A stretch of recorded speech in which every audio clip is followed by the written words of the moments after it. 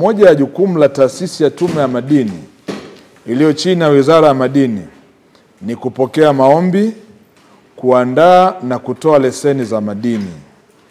Katika utoaji wa leseni kumekuwa na mwenendo mzuri ambapo idadi ya leseni zinazotolewa kila mwaka wa fedha imeendelea kuongezeka. Mbali na mafanikio hayo, katika ongezeko la leseni zinazotolewa mwaka hadi mwaka na kuashiria uwepo wa ongezeko la uwekezaji katika sekta ya madini, kuna baadhi ya wamiliki wa leseni ambao wamekuwa hawazingatii utekelezaji wa majukumu yao ya umiliki wa leseni kwa mujibu wa Sheria ya Madini sura namba 123.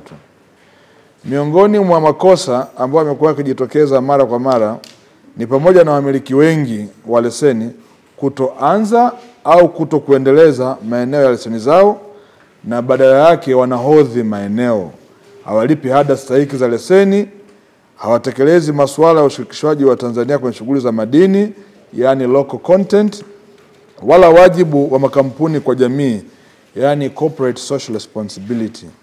Vile vile wanashindwa kuthibitisha matumizi ya fedha yaliyofanyika pamoja na vielelezo vya matumizi husika kwenye uendelezaji wa leseni. Kufuatia uwepo wa makosa hayo, Tume ya Madini ilitoa hati za makosa kwa jumla ya leseni 205 ambazo zinajumuisha leseni za utafiti wa madini 110 na leseni za uchimbaji mkubwa na wakati 95. Ndugu wanahabari, baada ya miliki hao wa leseni kupewa hati za makosa, baadhi wamewasilisha utetezi wao na kurekebisha makosa, na baadhi wameshindwa kurekebisha makosa yao. Mathalan, wamiliki wa leseni za utafutaji wa madini 44 wameshindwa kurekebisha makosa yao. Vile vile, wamiliki leseni 29 za uchimbaji wa kati wa madini wameshindwa kurekebisha makosa yao. Napenda kuutangazia umma kwamba naielekeza Tume ya Madini kufuta jumla ya leseni 73 ambazo wamiliki wake wameshindwa kurekebisha makosa. Nitoe wito kwa wamiliki wote wa leseni za madini kutekelezwa mataka ya sheria pamoja na masharti ya leseni wanazozimiliki. Sitawavumilia watu wanaochukua leseni na kukaa nazo bila kuziendeleza. Naielekeza Tume ya Madini kusimamia sheria kikamilifu na kutoa hati za makosa kwa wakiukaji wote wa sheria na kufuta leseni zisizoendelezwa bila kumuonea mtu. Nipende kuwakaribisha wawekezaji wote wakubwa kwa wadogo wenye nia ya dhati ya kuwekeza kwenye sekta ya madini kuwasilisha maombi ya leseni yaliyokamilika katika maeneo ya wazi, na sisi tutawasaidia kuwapatia leseni kwa wakati. Kwa wawekezaji wote wenye leseni za madini kutimiza wajibu wao wa umiliki wa leseni kwa kuzingatia matakwa ya Sheria ya Madini sura namba 123. Aidha, Wizara ya Madini itaendelea kuwapa ushirikiano wawekezaji wote wa ndani na nje ya nchi wenye nia ya kufanya uwekezaji wenye tija na kukuza uchumi wa taifa letu kutokana na uvunaji wa rasilimali madini. Mwezi wa pili niliwahi kuwaita hapa na tulitoa tamko la ufutaji wa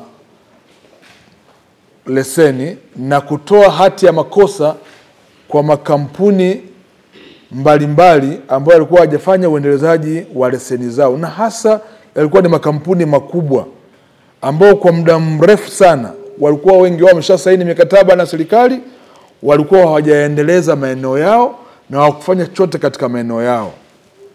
Kwenye mrejesho wa taarifa ile, yako makampuni makubwa ambayo yaliguswa wakati natoa taarifa hii, ambao walikuwa wameshasaini mkataba na serikali, framework agreement, miaka 3 iliyopita, lakini hakukuwa na muendelezo wowote. Nataka niwaambie habari njema ni kwamba baada ya taarifa yangu ile, makampuni mengi yaliwasilisha taarifa zao za utetezi ambao Tume ya Madini ilikuwa inaendelea kuchambua, lakini kampuni zifuatazo, hizi nitazitaja, hizi zilikwenda mbali na mpaka kupelekea sasa taratibu zimeanza. Kampuni ya Faru Graphite pale Mahenge walikuwa ni katika orodha hii. Walileta utetezi na wakatoa commitment kwamba kabla ya mwezi wa 9 watakuwa wameshaanza shughuli pale Mahenge. Ndugu waandishi wa habari, nilikwenda mwenyewe kwenda kwenye sherehe ya kuanzisha ujenzi wa mgodi ule, ikiwa ni mwitikio wa wito ambao niliutoa na zile hati za makosa ambao tulikuwa tumewapatia. Lakini na kampuni zingine 3 kubwa ambazo kabla ya mwezi wa kwanza ahadi yao au mwezi wa kwanza mwanzoni, na wenyewe pia watakuwa wanaendeleza kile ambacho walikiahidi kupitia mkataba ambao waliingia na serikali, ikiwemo kampuni ya Kabanga Nickel. Sasa utaratibu huu tutaendelea nao, na kama nilivyowaambia awali kwamba leseni ziko nyingi sana ambazo hazifanyi kazi. Ninaendelea kuziondoa hatua kwa hatua mpaka pale tume pawe peupe.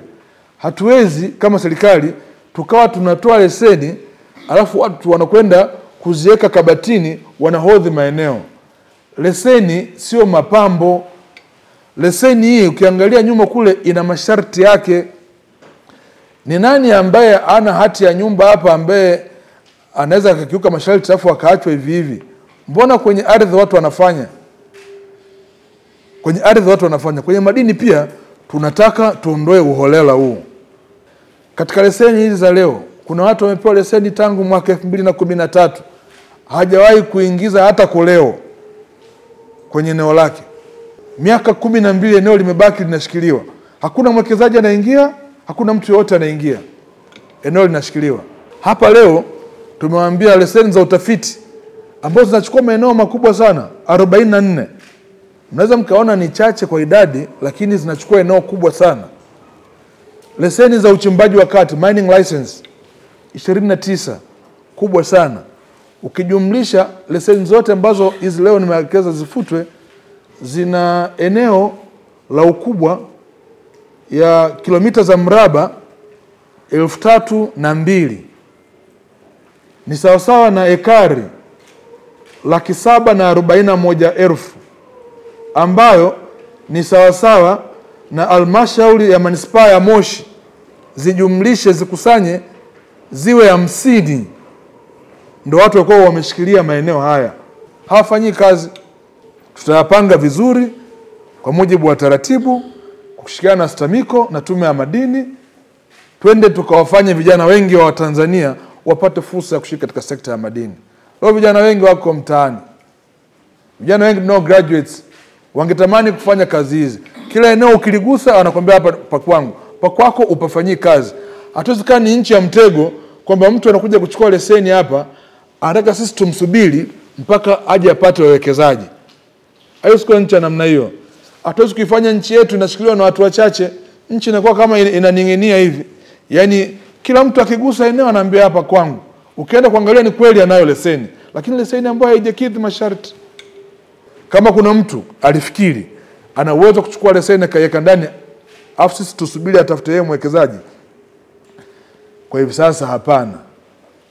Leseni iko ya utafiti, utapewa masharti ya utafiti wa madini. Leseni ipo ya uchimbaji, utapewa masharti ya uchimbaji wa madini. Si nje ya hapo. Kupitia utaratibu huu tutasaidia katika utatuzi wa changamoto kubwa ya vijana wengi kukosa shughuli za kufanya kupitia programu yetu ya MBT. Na mimi pia tutafanya kazi ya kuhakikisha tunaendelea kuwakusanya vijana wetu wengi, kuwaweka katika mfumo mzuri wa kuweza kuwasaidia. Tunakwenda awamu kwa awamu. Kwanza tumeanza na hizi kubwa, kwa sababu hizi zinachukua maeneo makubwa sana, na hizi pia masharti yake mengi yapo tofauti. Tumeanza nao hili katika awamu ya kwanza. Tutaendelea na zoezi la kuhakikisha leseni nyingi ambazo zimetolewa zinafanya kazi.